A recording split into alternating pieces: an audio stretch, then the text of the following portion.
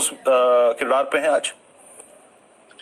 देखिए विजेंद्र, औरोबिंदो फार्मा पे JP Morgan की रिपोर्ट आई है।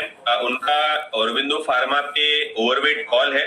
लक्ष्य उन्होंने बढ़ाया है 50 रुपए से, अब नया लक्ष्य है 1100 रुपए। जेपी मॉर्गन का ये कहना है कि जो सीएनबीसी आवाज पे खबर चली थी औरोबिंदो फार्मा के इंजेक्टेबल बिजनेस के डीमर्जर की, वो एक बहुत बड़ा स्टेप हो सकता है कंपनी के लिए। उनको लगता है कि ग्लैंड फार्मा जैसी लिस्टेड कंपनियों के मुकाबले औरोबिंदो का इंजेक्टेबल बिजनेस काफी सस्ते वैल्यूएशन पे अवेलेबल है।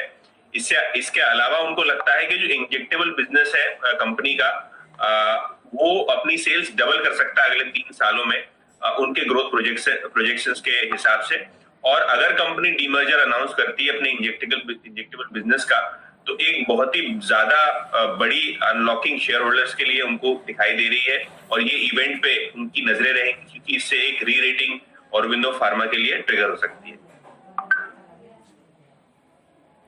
यतिन जी, सबसे पहले तो आपको बहुत बहुत शुभकामनाएं कि आपकी खबर जेपी मॉर्गन की डीलिंग रूम और रिसर्च टीम भी देखती है। तो जो भी खबरें आपको यतिन जी लाते हुए देखते हैं, ना सिर्फ वहां पर आपको बढ़िया रिएक्शन बाजार में आता हुआ दिखता है, लेकिन रिसर्च रिपोर्ट्स भी अब आती हुई दिख रही हैं। जुड़ेंगे राहुल शर्मा जी से, इक्विटी 99 वाले, और तब तक आपके सामने औरोबिंदो फार्मा का लंबी अवधि का चार्ट स्क्रीन पर आ ही चुका है। बताइए राहुल जी, 987 पर यह क्लोज हुआ है, क्या रणनीति रहनी चाहिए औरोबिंदो फार्मा पर? बहुत ही हाई बीटा काउंटर है ये फार्मा स्पेस का।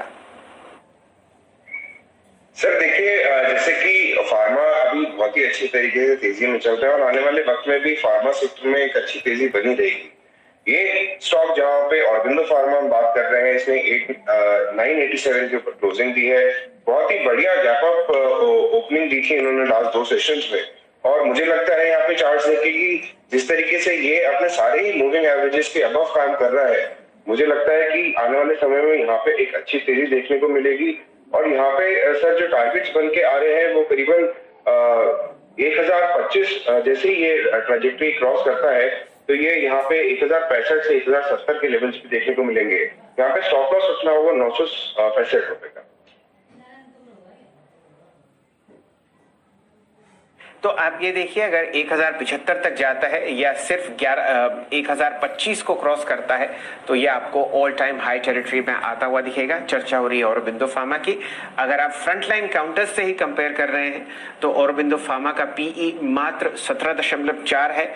आपको कैडिला का दिखेगा 28.5, सन फार्मा का 33.4 और डॉक्टर रेड्डीज का लगभग 39.4। तो आप खुद ही समझ सकते हैं कि ये बहुत ही अंडर वैल्यूड रिलेटिवली है अपने पेयर्स के मुकाबले। चलिए वापस जुड़ते हैं हर्षदा जी से, वो आपको बचे हुए स्टॉक्स न्यूज देती हुई दिखेंगी। Harshada ji, over to you.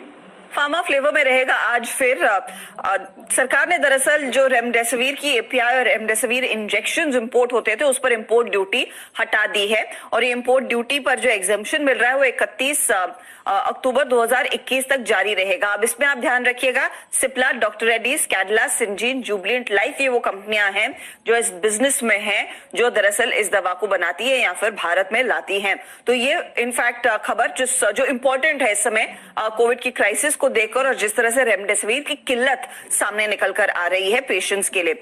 दूसरी तरफ एक और कोविड से ही रिलेटेड खबर, हीरो मोटोकॉर्प ने दरअसल तय किया है कि वो अपने ऑपरेशंस को टेम्परेरी सस्पेंड कर रहे हैं। अब से लेकर 1 मई तक 4 दिनों तक इनके सारे प्लांट्स, जो भारत भर में जो सभी प्लांट्स हैं, वो दरअसल बंद रहेंगे। ये एक प्रिकॉशनरी मेजर कंपनी ले रही है कोविड के बढ़ते केसेस के मद्देनजर। तो हीरो मोटोकॉर्प पर आप ध्यान रखिएगा। हीरो मोटो के लिए एक और डेवलपमेंट ये भी है कि ताइवान की एक कंपनी है गोगोरो, उसके साथ बैटरी स्वैपिंग का करार किया है। ये दरअसल इनके इलेक्ट्रिक 2 व्हीलर सेगमेंट को और मजबूत करने के लिए पहल कंपनी ने की है। तो 2 खबरें हैं हीरो मोटो के लिए। दूसरी तरफ वोडाफोन के लिए यह खबर निकल कर आ रही है अखबारों में कि कंपनी दरअसल कई पेंशन फंड से बातचीत कर रही है।